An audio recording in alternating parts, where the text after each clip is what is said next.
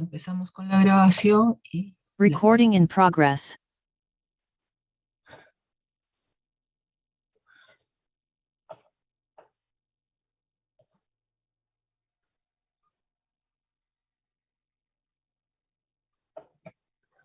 ¿Se ve la pantalla? Sí, doctora. Perfecto. Doctora. Entonces empezamos. Hoy día vamos a hablar de dos temas. Es una clase un poquito larga, pero vamos a tratar de hacerla lo más corta posible. Vamos a hablar sobre lo que es la ictericia neonatal y de pasito en el sílabo nos dice que hablemos de la atresia biliar.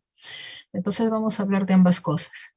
En lo que es la ictericia neonatal, vamos a hablar de estos puntos, ¿no? ¿Y cómo definimos la ictericia? Ya ustedes han hecho el seminario, la guía de práctica clínica de ictericia, algunos de repente han visto en el caso clínico de lunes también ictericia. Entonces de repente vamos a redundar o vamos a hablar un poquito más de lo que ya ustedes saben, pero mejor porque así se les va a fijar mejor los conceptos. La ictericia está definida como la coloración amarilla de la piel de mucosas por presencia de bilirrubinas séricas con niveles superiores a 5 miligramos por decilitro en recién nacidos. ¿No? Esa es la definición de ictericia y es, diremos, la definición clínica. Entonces, ictericia es un signo clínico, ¿no? Mientras que si nosotros hablamos de hiperbilirrubinemia vamos a hablar ya cuando tengamos valores de bilirrubina, los cuales nos van a indicar el grado de bilirrubina que tenga en la sangre este bebé. Para hacer un poquito de historia de repente, ¿no?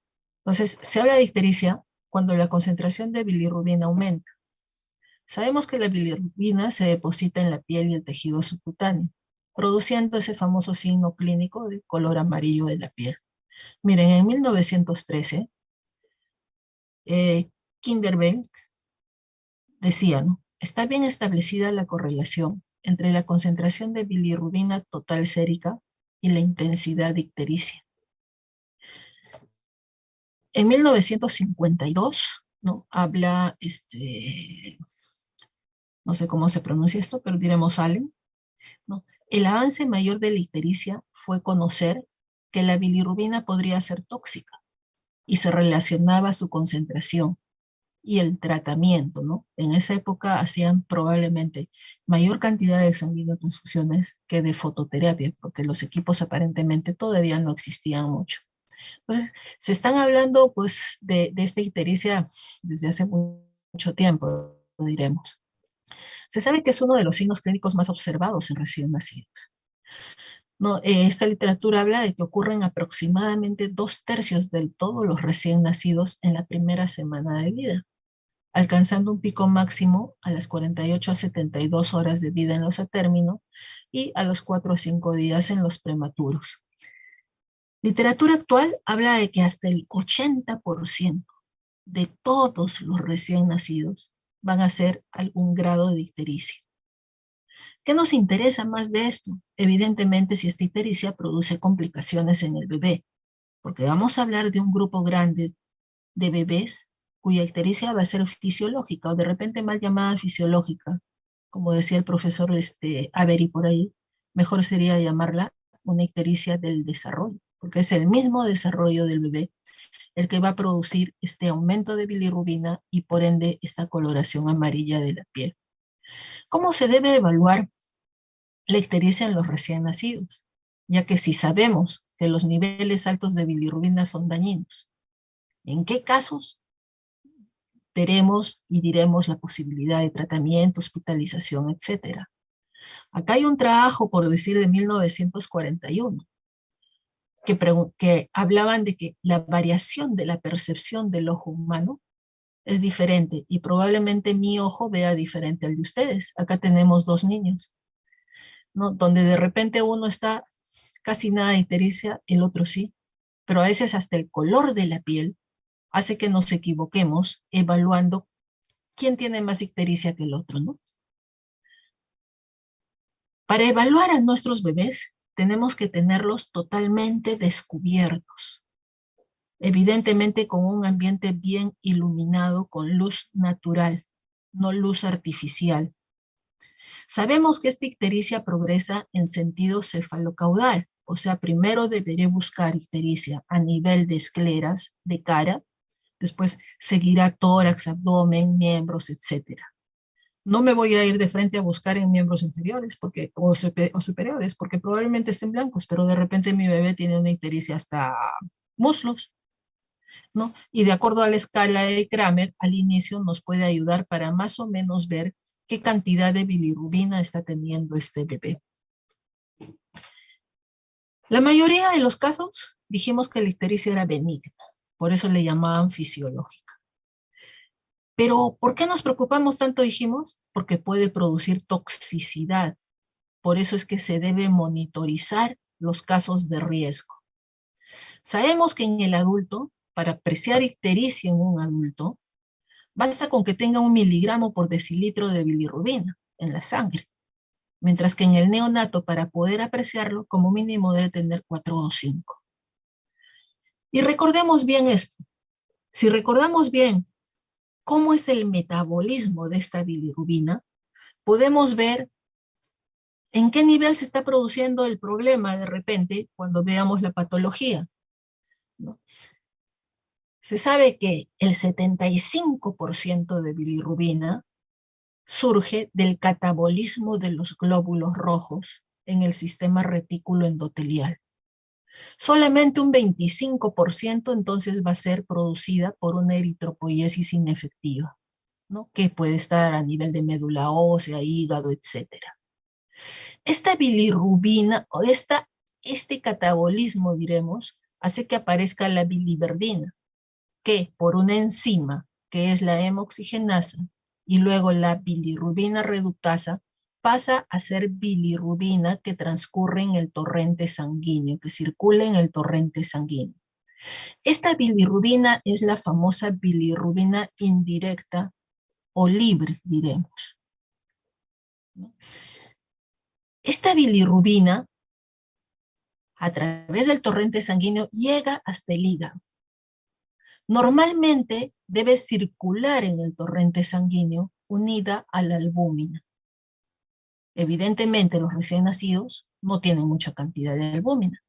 Entonces va a haber una cantidad ya de bilirrubina libre circulando sin unirse a la albúmina en el torrente sanguíneo, y esa es la que puede pasar la barrera hematoencefálica y producir el famoso kernícterus.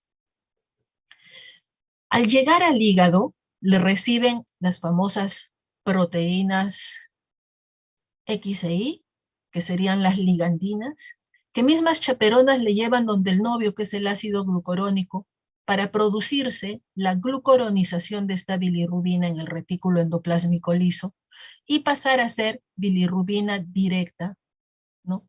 Que puede ser eliminada por las heces o por la orina. Esto depende mucho también de la flora bacteriana que hay en los intestinos. Los neonatos no tienen casi flora bacteriana. Entonces acá surge otro tipo de problema, que es la famosa circulación enterohepática. Como no hay flora que degrade esta bilirrubina para ser eliminada, por esta enzima, la glucoroniltransferasa, ¿no? Se vuelve a convertir o se vuelve a desdoblar, diremos, esa bilirrubina directa en indirecta y vuelve a circular a través del torrente sanguíneo. Entonces, esto aparentemente es un círculo vicioso. Entonces, ¿por eso tenemos el 80% de bebés con ictericia? Definitivamente sí.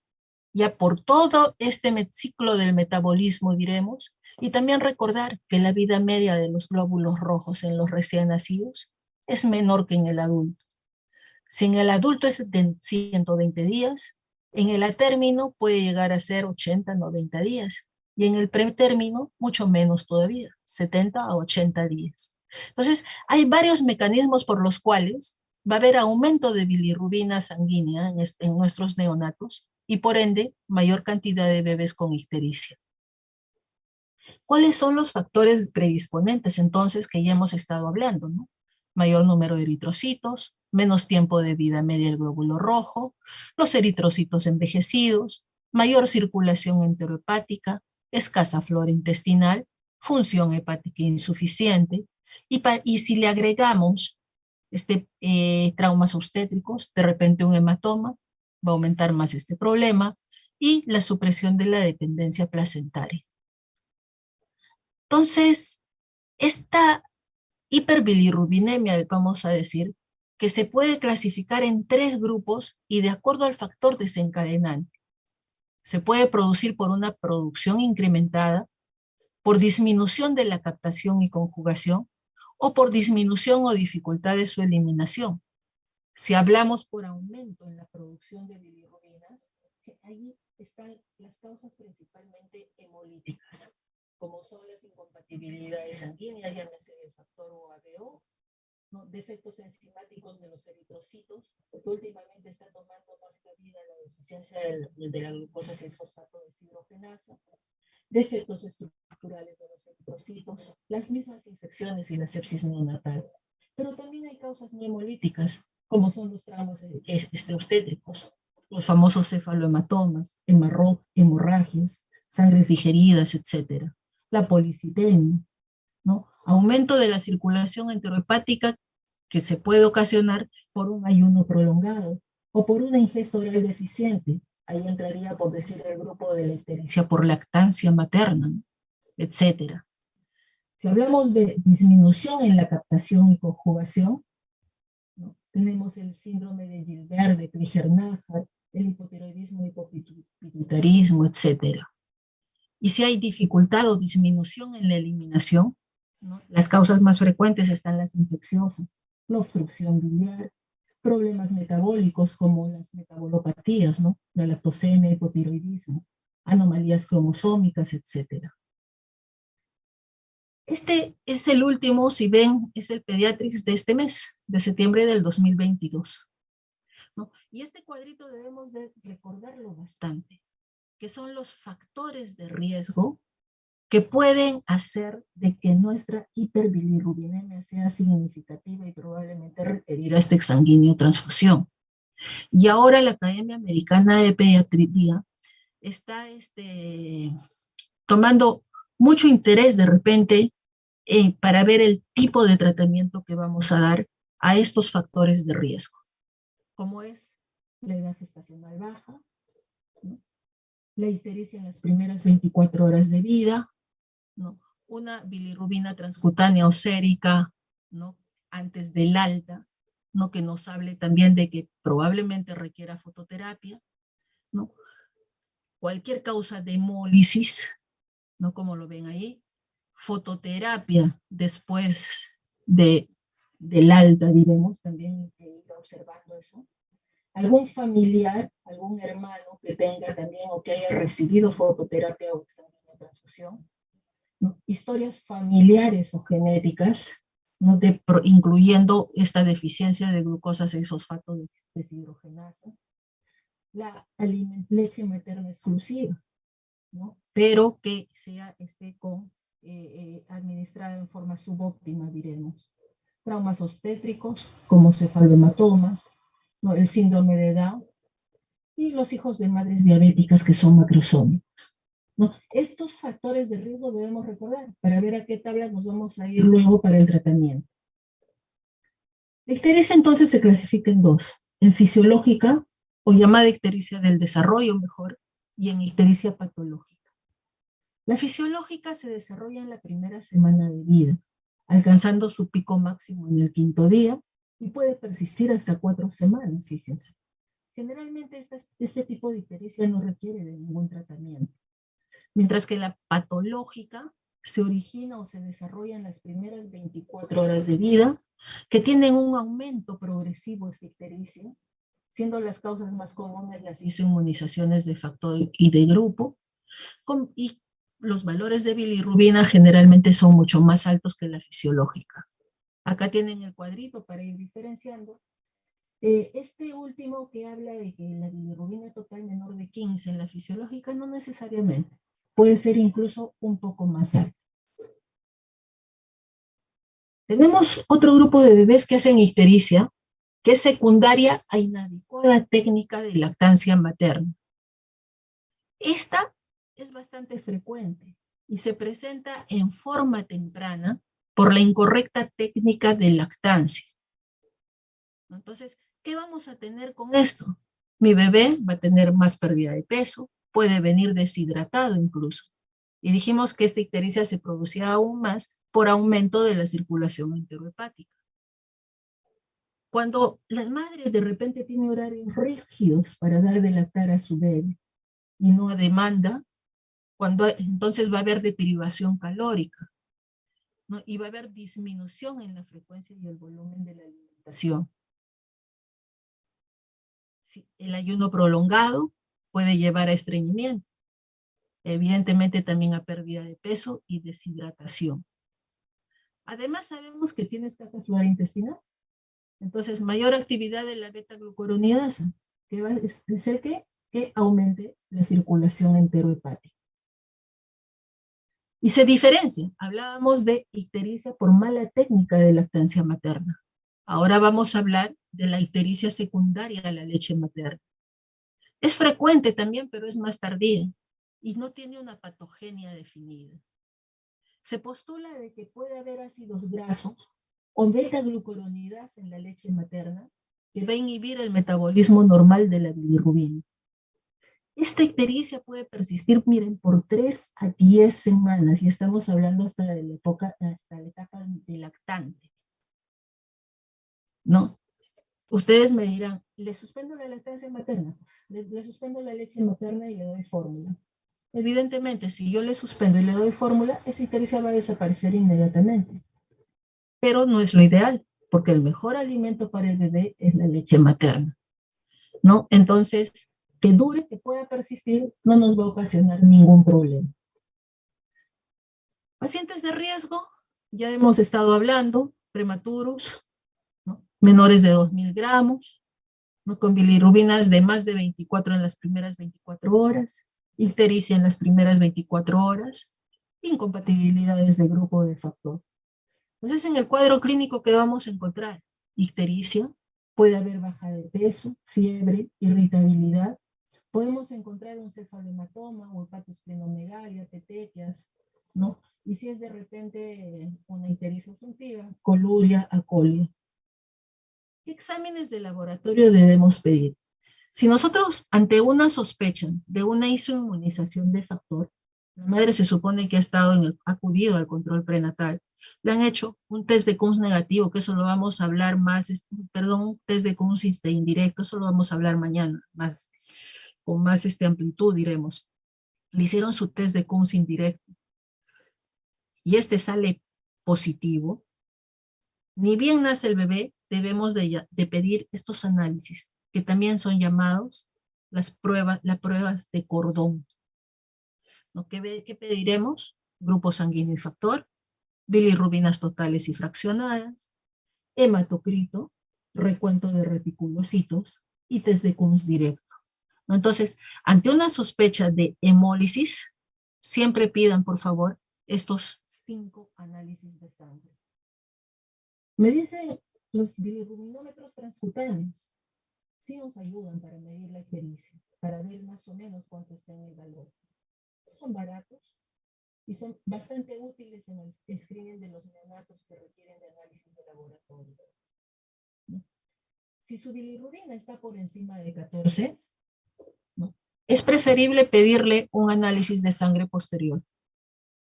Su medición no se valora bien en los recién nacidos menores de 35 semanas, y esta se ve afectada por la raza y el peso al nacimiento. Por decir, en la raza negra no vamos a poder ver, porque también la melanina que tiene el color de la piel puede variar el color de puede variar los valores de bilirrubina en mi bebé.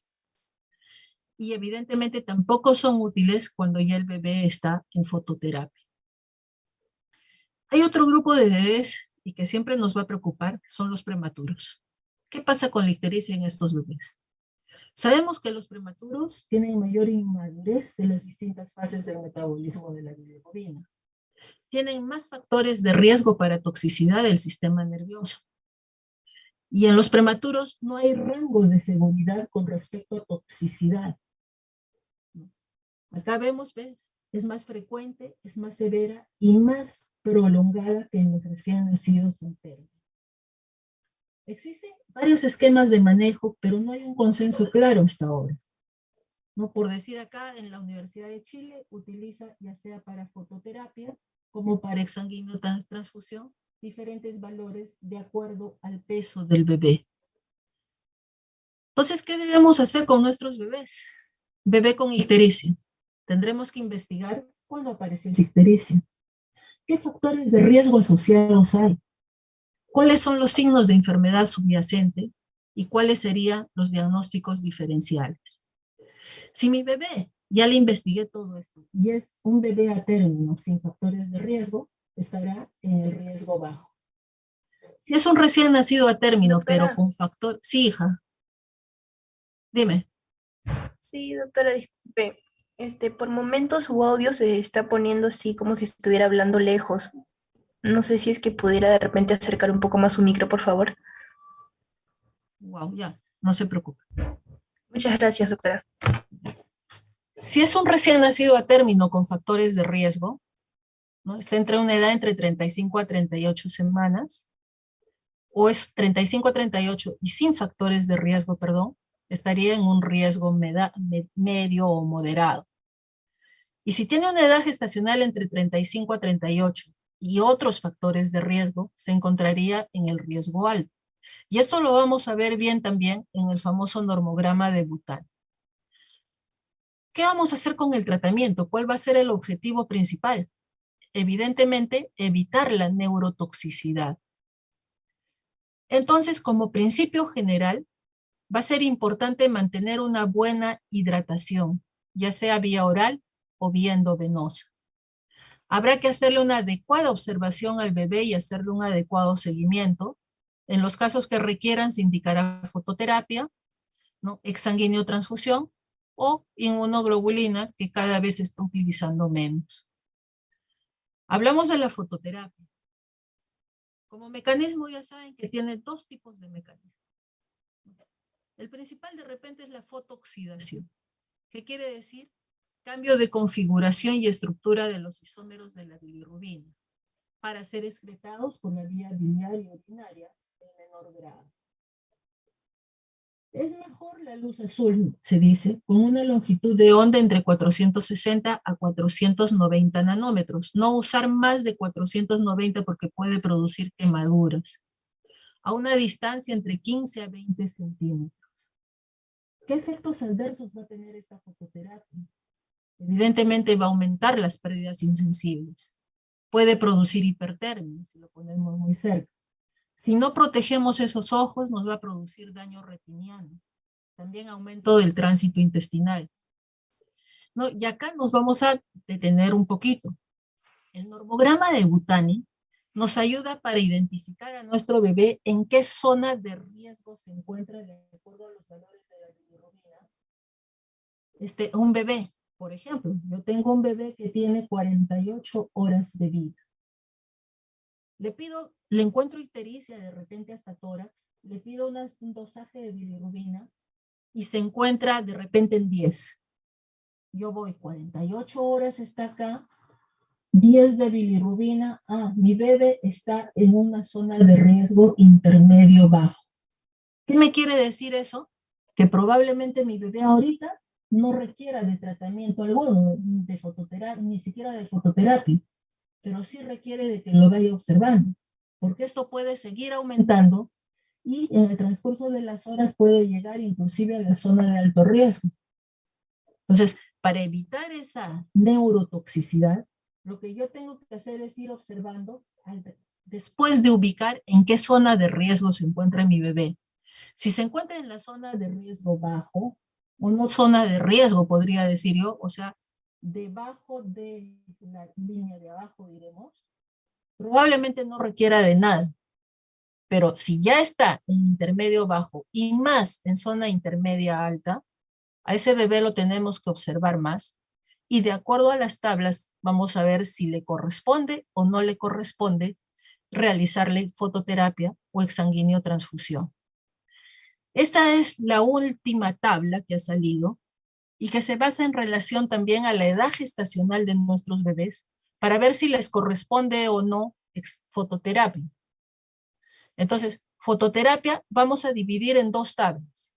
Una, en aquellos que no tienen factores de riesgo para neurotoxicidad, de acuerdo a la edad gestacional y el tiempo de vida.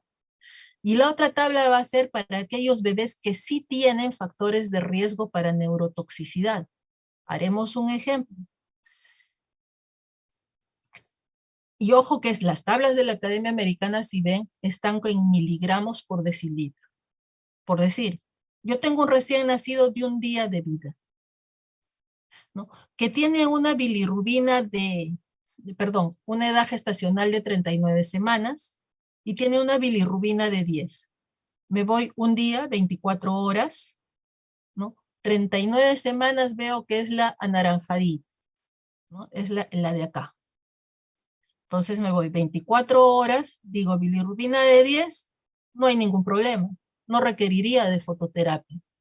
Pero si este mismo bebé a las 39 semanas de edad gestacional y un día de vida tuviera una bilirrubina de 14, o sea, está por encima, hasta 13, no requeriría de fototerapia.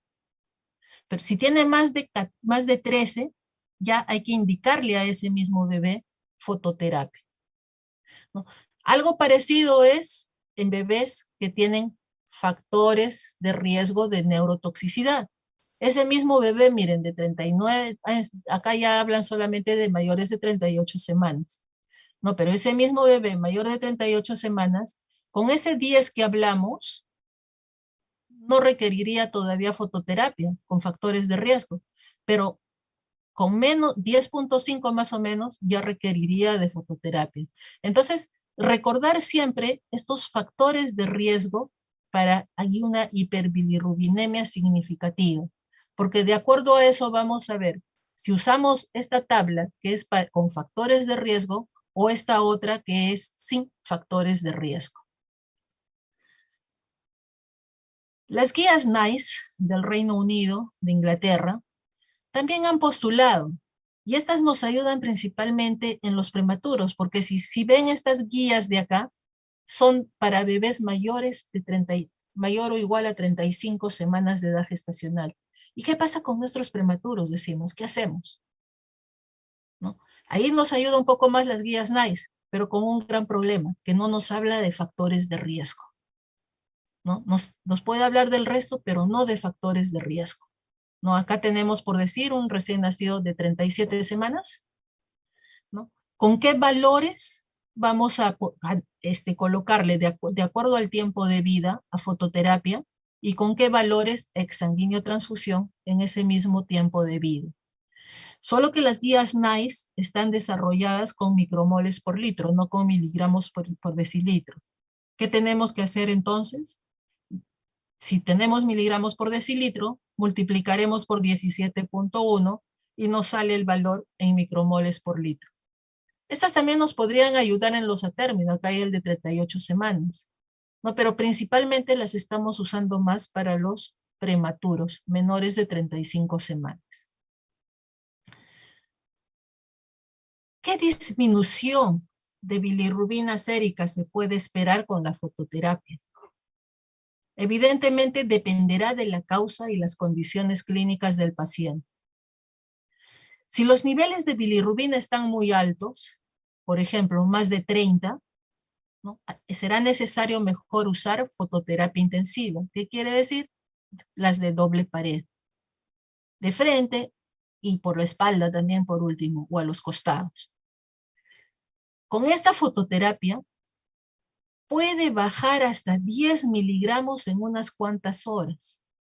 Se dice que en las primeras 4 o 8 horas se espera una disminución de 0.5 a 1 miligramo por decilitro por hora. O sea, si estamos hablando de 4 a 8 horas, estaremos hablando de una disminución de 2 a 4 miligramos por decilitro, con una fototerapia adecuada. Con fototerapia intensiva, principalmente en mayores de 35 semanas, se puede producir una disminución de 30 a 40% del nivel inicial de bilirrubina a las 24 horas de haber iniciado esta. Pero ya sabemos que la mayor disminución va a ser las primeras 4 a 6 horas de vida. ¿Qué será mejor? ¿Ponerle una fototerapia intermitente o una fototerapia continua? Hay estudios que comparan estas dos. Sin embargo, hablan de que no existe evidencia para el uso de fototerapia intermitente. Entonces, mejor será usar fototerapia continua. ¿Qué quiere decir esto? Día y noche con su fototerapia, ¿no? Solamente puede ser interrumpida esta para la alimentación del bebé o durante las visitas. Si la bilirrubina está muy cerca a los valores de exsanguíneo transfusión, esta fototerapia debe ser súper continua, diremos, ¿no? Hasta que ocurra una disminución satisfactoria o que se inicie el exsanguíneo transfusión. ¿Cuándo vamos a suspender esta fototerapia? También es importante saberlo. No hay un estándar para suspender esta fototerapia, pero sí nos ayuda, por decir, el nivel de bilirrubina total para descontinuarlo. Y esta va a depender de la edad y la causa de la hiperbilirrubinemia. Si tenemos una enfermedad hemolítica, se recomienda medir la bilirrubina a las 24 horas después de haber suspendido esta fototerapia. Puede haber bebés que son readmitidos por esta hiperbilirrubinemia, pero es raro un rebote y se puede hacer un control a las 24 horas del alta también. ¿Cuáles son los efectos adversos de esta fototerapia? Evidentemente dijimos que aumentaba la motilidad intestinal, entonces puede producir cuadros de diarreas, eritemas cutáneos por la acción propia de la luz, aumento de pérdidas insensibles, el famoso síndrome del niño bronceado, cuando de repente damos fototerapia con bilirrubina directa más del 20% de la total, quemaduras, ¿no? Daño en la retina si no protegemos bien esos ojitos, puede presentar también apneas el bebé, distensión abdominal, etc. Cuando hablamos de exsanguíneo transfusión, dijimos que estos procedimientos, ¿para qué hacíamos? Para prevenir la neurotoxicidad. Ese es el principal efecto, diremos. Igual, la exsanguíneo transfusión es para prevenir el daño cerebral. También para corregir la anemia, ¿no?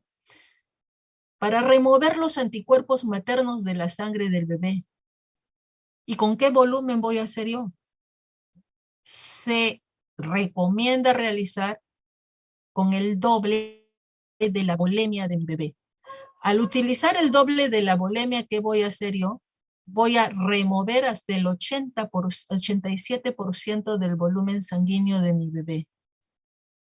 Y la bilirrubina va a disminuir hasta en un 45%. No es que ya va a desaparecer esa bilirrubina, no. Vamos a remover la mayor cantidad, sí. Este exsanguíneo transfusión puede producir rebotes, ¿no? De los 30 minutos a las 4 horas por recambio. Entonces, ¿qué tengo que hacer yo? Ir controlando esa bilirrubina postexsanguínea. Termino yo mi exsanguíneo, le vuelvo a colocar en fototerapia y a las 3-4 horas tengo que volver a controlar esa bilirrubina. ¿Con qué tipo de sangre hacemos? Con sangre fresca, ¿no? Que sea menos de 7 días y que tenga un hematocrito del 50%. Mañana hablaremos más de esto también, probablemente más desmenuzado. ¿Cuál va a ser la técnica del exsanguíneo transfusión? Esta sangrecita que les vamos a pedir para este bebé tiene que estar a una temperatura de 37 grados. Se canalizará la vena umbilical ingresando el catéter más o menos 5 centímetros. Habrá que monitorizar durante todo el procedimiento la frecuencia cardíaca y la oximetría. Y se realizan en alícuotas de recambio. ¿A qué le llamamos alícuota?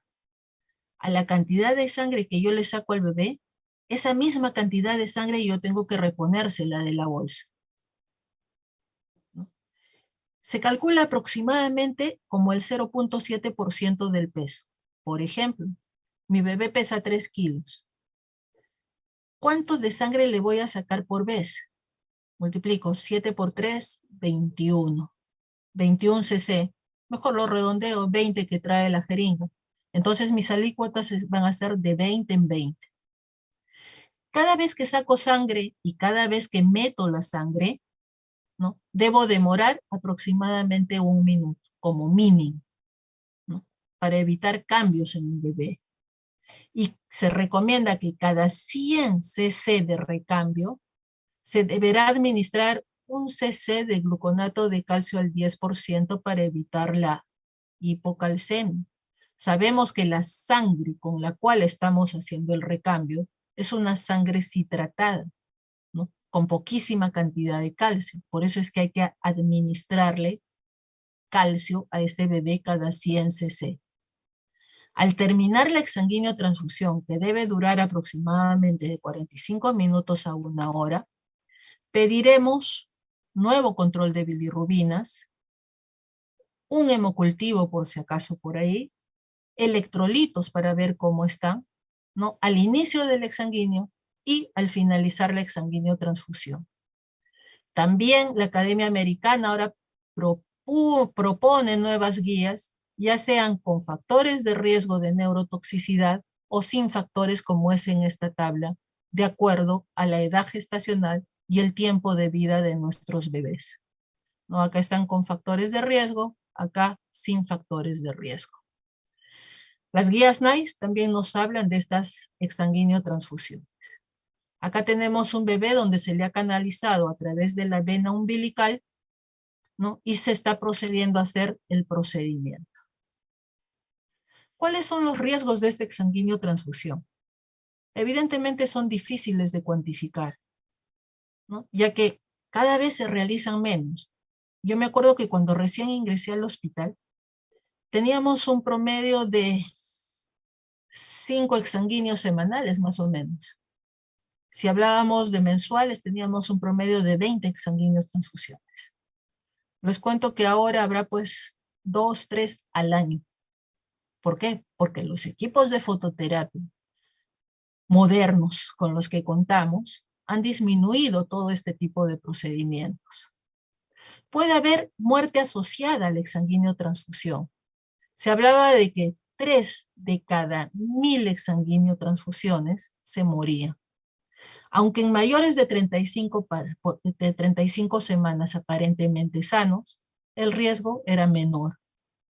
También se hablaba de morbilidades significativas, como apneas, bradicardia, cianosis, vasoespasmos, enterocolitis necrotizante, que ocurren aproximadamente en el 5% de procedimientos, ¿no? Evidentemente, como son hemoderivados, tendrá pues que ser pues una sangre donde se ha descartado que tenga hepatitis, sida, etcétera, ¿no? Para evitar ese tipo de complicaciones posteriores. ¿Cuáles son las complicaciones y secuelas de la ictericia? De ictericias patológicas estamos hablando, y que muchas veces no les hacemos seguimiento. La complicación frecuente e importante a tener en cuenta en los bebés con ictericias patológicas no solamente va a ser la neurotoxicidad, sino que estos bebés muchas veces hacen cuadros de hipoacusia y sordera. Pero esta es la complicación más frecuente, pero la complicación más grave es la encefalopatía bilirrubínica. Y bueno, el kernícterus, que es la forma crónica de la encefalopatía bilirrubinímica, no puede llevar inclusive a secuelas de parálisis cerebral, retraso mental y muerte de los bebés. Este es un algoritmo que nos ayuda a determinar, a valorar, diremos, el diagnóstico, el abordaje terapéutico de la ictericia, ¿no? Tenemos a los antecedentes que ya vimos, el bebé está con ictericia, le hacemos la historia clínica y vemos de que si aparece en las primeras 24 horas de vida, pensamos en ictericia patológica, igual que si la cifra de bilirrubina aumenta más de 0.5 miligramos por decilitro por hora, o cursa con una bilirrubina directa mayor a 2 miligramos por decilitro, o si se eleva por encima del valor descrito con anterioridad, ¿no? Llámense recién nacidos a términos o pretérminos, le hacemos un examen físico, determinaremos la bilirrubina transcutánea. Si es menor de 14.6, valoraremos el tratamiento según el normograma. Y si es mayor, habrá que sacarle sangre para realizar una bilirrubina. Ahora vamos a hablar un poquito de la atresia biliar. Se sabe que la atresia biliar es una colangiopatía obliterante progresiva de la vía biliar que puede ser intra o extrahepática. Es una de las principales causas de colestasis en los recién nacidos y es una indicación muy común en trasplante hepático en pacientes pediátricos. Generalmente estos bebés presentan ictericia, acolia, coluria, hepatomegalia. ¿No? Generalmente se detectan en el control del mes de vida. Y muchas veces hay retardo en el diagnóstico porque los podemos confundir con una ictericia por leche materna, que dijimos que era la que más duraba, ¿no? Hasta 6 semanas. En el laboratorio, ¿qué vamos a encontrar? Aumento de bilirrubina directa y aumento también de fosfatasa alcalina. Se presenta en 1 en 8.000 a 18.000 nacidos vivos. Es más frecuente en el sexo femenino y en la raza asiática. La clasificación generalmente, creo que la más primordial, diremos, se las estoy presentando acá. Se puede presentar como una atresia de vías biliares aislada, como una atresia de vías biliares sindrómica o asociada con otras malformaciones, como una atresia de vías biliares quística. Estos quistes pueden aparecer en el conducto o conectarse con los conductillos biliares intrahepáticos, o como una atresia de vías biliares asociada al citomegalovirus. Si hablamos de la atresia de vías biliares sindrómica o asociada con otras malformaciones, estas generalmente, las malformaciones asociadas son un 10 o representan 10 a 20% de los casos, como es la asplenia o poliesplenia, malrotaciones intestinales, situs inverso, vena porta preduodenal, isomerismos hepáticos, ausencia de vena cava inferior o alguna cardiopatía asociada por ahí. Estos cuadros presentan ictericia por más de 2 semanas de vida. Generalmente se presentan en los recién nacidos a término con un peso adecuado y aspecto normal. En quienes comienza ictericia progresiva y la colia se observa recién entre las 2 y las 6 semanas de vida. Si hablamos de esto, los más importantes en el examen clínico entonces van a ser la coluria y la colia. Además, podemos encontrar hepatomegalia de consistencia aumentada y a veces acompañada de esplenomegalia. En el laboratorio vamos a observar aumento de bilirrubina directa, elevación moderada de transaminasas, pero puede haber gamma-glutamil transpeptidasa, fosfatasa alcalina, albúmina, glicemia, triglicéridos, colesterol normales y con una función hepática normal inicial. Por eso que muchas veces no se hace el diagnóstico a tiempo. ¿Qué datos positivos vamos a encontrar en el examen físico?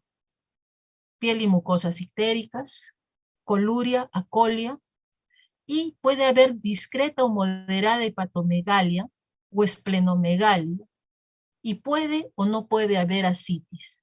Hablamos incluso de un nivel de evidencia 2. ¿Qué exámenes de laboratorio debemos hacer y en qué podemos encontrar? Generalmente el hemograma va a estar normal o de repente puede haber una leve anemia. El perfil de coagulación puede estar alterado. Las transaminasas pueden estar normales o elevadas. Bilirrubinas elevadas a expensas de la bilirrubina directa. Y siempre es bueno también descartar que tenga una hepatitis B o hepatitis C en nuestros bebés, ¿no? Y sí vamos a encontrar también la gamma-glutamil transpeptidasa elevada, con un nivel de evidencia 2. ¿En estos bebés habrá que hacer una ecografía abdominal Doppler? Evidentemente que sí. donde podemos encontrar vesícula biliar con morfología normal o ausente.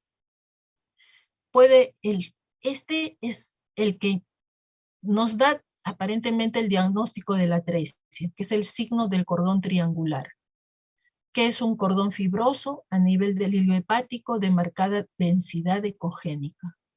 Podemos ver cirrosis hepática, ya que la ecografía también evalúa el parénquima hepático, ¿no? Aumento del índice de resistencia y el diámetro de la arteria hepática. Puede haber dilatación quística focal de la vía biliar extrahepática en la forma quística. Y la gammagrafía es la que aporta mejor evidencia, tiene una especificidad del 98%. ¿No? Se administra el radioisótopo, ¿no?, después de estimular administrándole fenobarbital al bebé o ácido ursodeoxicólico por 3 a 5 días. Ahí se ve mejor, dicen, con el radioisótopo. En la atresia de vías biliares hay captación hepática del fármaco sin excreción biliar. La presencia de isótopos en el tracto gastrointestinal va a excluir el diagnóstico de la enfermedad. Otras enfermedades que pueden ser, por ejemplo, la hepatitis, mantiene pobre captación de isótopos en el hígado y excreción intestinal normal. Entonces, la mejor forma de hacer diagnóstico de repente es mediante la gammagrafía hepatobiliar. Y evidentemente la que ya nos va a hacer el diagnóstico es la colangiografía laparoscópica abierta, con un nivel de evidencia 1, y puede presentar signos específicos como que no pase el contraste al duodeno, extravasación del contraste, que no se visualicen conductos intrahepáticos, y se debe realizar clampaje del hilo hepático para visualizar las vías biliares proximales. La biopsia hepática, ¿no?, que puede ser solo biopsia hepática o percutánea, laparoscópica y abierta transoperatoria. ¿Qué posibles resultados podemos encontrar en esto? Proliferación de conductos y conductillos biliares, fibrosis de tractos portales, colestasis, tapones de bilis en los conductos dilatados, necrosis focal de células hepáticas, alteraciones inflamatorias y transformación celular. ¿Qué cosas recomienda las guías, ¿no?, de colestasis, principalmente de la Asociación Norteamericana de Gastroenterología, el famoso INSPGAME, ¿no? Estas guías proveen recomendaciones para el manejo en el primer nivel de atención, indicaciones de consulta con el especialista y manejo del pediatra hepatólogo.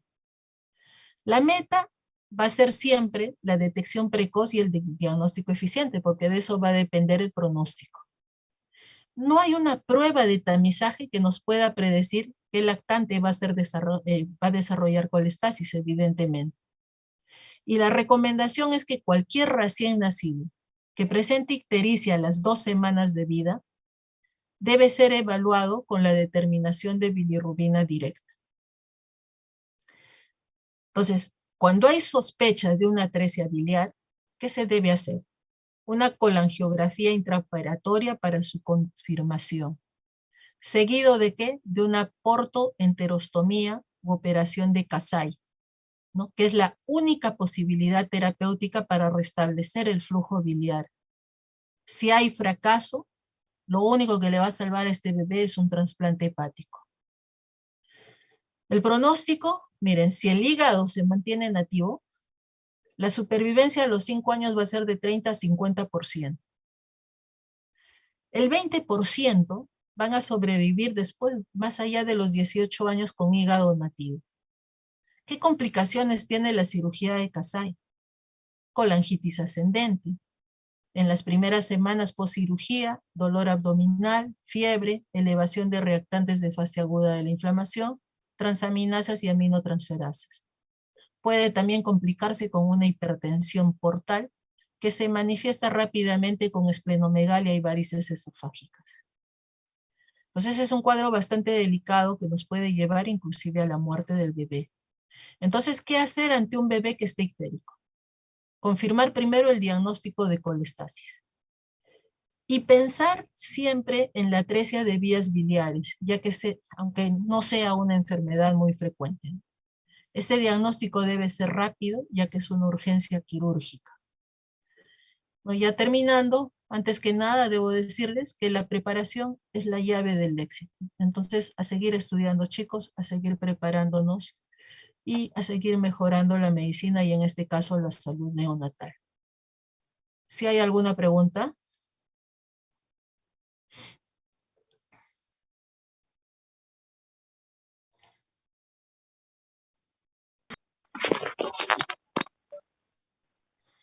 ¿Sí, Manuel?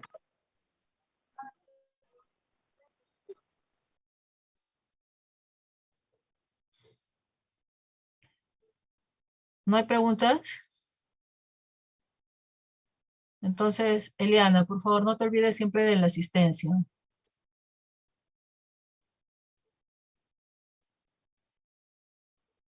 Hola, me dejaron sola. Gracias, doctora. No, sí estamos conectados, Gracias, doctora. doctora. Ya. Muy bien, gracias chicos. Mañana nos encontramos nuevamente.